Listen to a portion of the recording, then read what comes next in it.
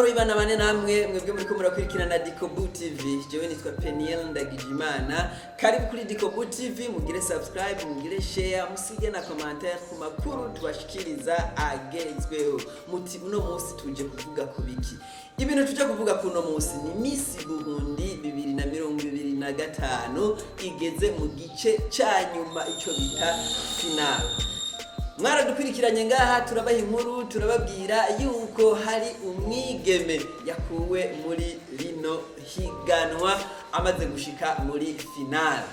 Tubabwira yuko umwigeme Kenguruka Ketina yavuye muri iryo higanwa aho batubwiye ko ikibazo ciwe ari ubugwayi. Amakuru avugwa ni menshi, bamwe bakavuga ngo yo bayibungenze, abandi bafise ingwarizi, abandi ingwarizi, ariko itangazo ryasohotse ryoyo ryatubwiye yuko uno mwigeme bamukuyemwo kubera ikibazo c'ingwara. Abantu rero bagumye bibaza bati rino higanwa rizobandanya rihere hakirimwe abantu bigeme 14 canke hari ibindi bazoshiramwo.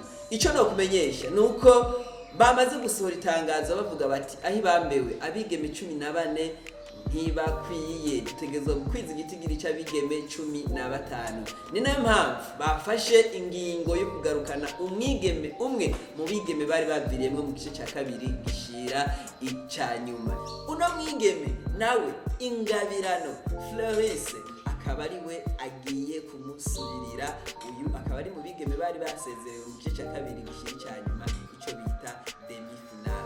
Nindazotwara rino higanwa iko biravugwa ko n'abantu benshi ibitandukanye, bamwe bati uno wewe yoba yashimwe iki kugira ngo agaruke muri finale, abandi nabo bati canke uyu hari akandi kantu boba bamubonyemwo yatashe batari babishaka. Mugabo cyo no kumenyesha coco nuko iryo tangazo uri kurabona ngaho ryasohowe na jury ya Miss Burundi 2025.